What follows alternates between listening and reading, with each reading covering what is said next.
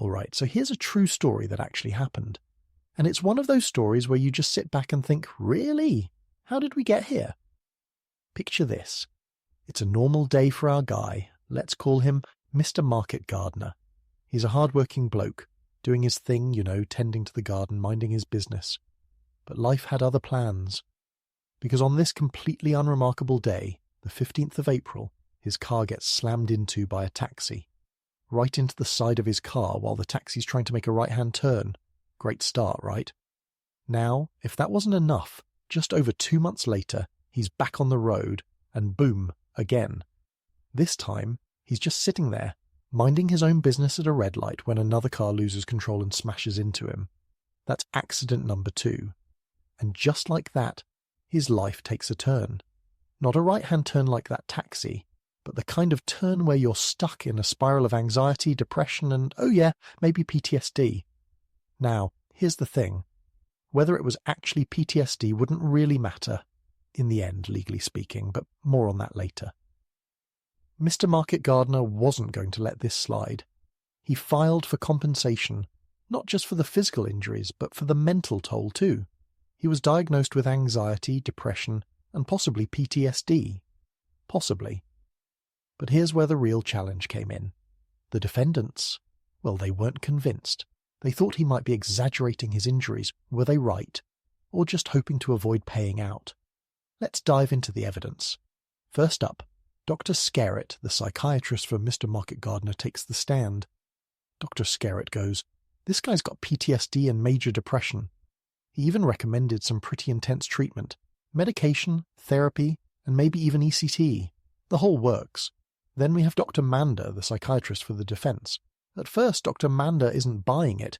He thought there might be some exaggeration going on. But after looking deeper, he concluded, no, this is major depression. And here's the twist. Dr. Mander was optimistic.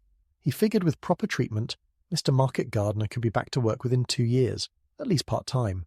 Oh, and let's not forget, the court noted that Mr. Market Gardener preferred higher-paying factory work over market gardening despite enjoying gardening. That little fact adds a bit of context to his lost earnings claim, doesn't it? Then there's Dr. Sang, the psychologist. He administered some psychological tests. But here's the thing. Mr. Market Gardener's scores came back really high. So high, in fact, that the court started doubting their validity. Why? Well, the tests were given orally, which raised concerns about bias. But it wasn't just that, the scores themselves were unusually high, which added to the court's skepticism. Now, let's talk family testimony, because this is where it gets interesting. First, we've got Mr. Market Gardener's wife. She said that after the accidents her husband became withdrawn, less helpful and just different. But here's the problem. There were inconsistencies in her story. It wasn't just about how much care she provided. It was about who did what around the house, and her testimony directly contradicted the brother-in-law's version of events. And speaking of the brother-in-law, he moved in to help provide care, or so he claimed. But here's the catch. He was also paying rent to live with them. The court wasn't entirely convinced that he was there solely out of kindness. Let's just say, his testimony didn't exactly help bolster Mr. Market Gardener's case. So, where does this all leave us? Well, after considering all the medical evidence and family testimony, the court came to a conclusion. Yes, the accidents materially contributed to the psychiatric injuries, but, and here's the important part, the court also found evidence of exaggeration. Specifically, the court believed Mr. Market Gardener was exaggerating his symptoms and the extent of his incapacity. In fact, the court suggested it was a deliberate attempt to inflate his claim. For example, he claimed he was unconscious for 10 minutes after the first crash. But the court found that while he was likely in shock, they weren't persuaded that he was actually unconscious. Now, let's talk numbers.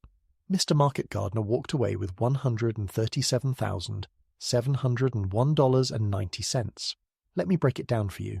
$39,850 for pain and suffering. $30,000 for lost income, because let's face it, market gardening doesn't work itself. $20,000 for future income loss, since getting back to work was going to take time. $33,000 for treatment, including psychiatric care, and a few extra expenses for family care and travel. Here's an important detail though. His recovery was slowed because he didn't have a systematic medication plan. The court found that his treatment was disorganized, which delayed his improvement. Oh, and remember that debate over PTSD versus depression? The court decided it didn't really matter. The treatment approach, medications, therapy, the whole algorithm, would be the same either way. So in the end, whether it was PTSD or major depression wasn't the issue, he still needed serious help. And here's the lingering question. Did the defendants really believe he was exaggerating? Or were they just trying to save themselves a payout? I guess we'll never really know, but one thing's for sure, this was a real case. So next time you're sitting at a red light, maybe spare a thought from Mr. Market Gardener and how one turn and then another completely flipped his life upside down.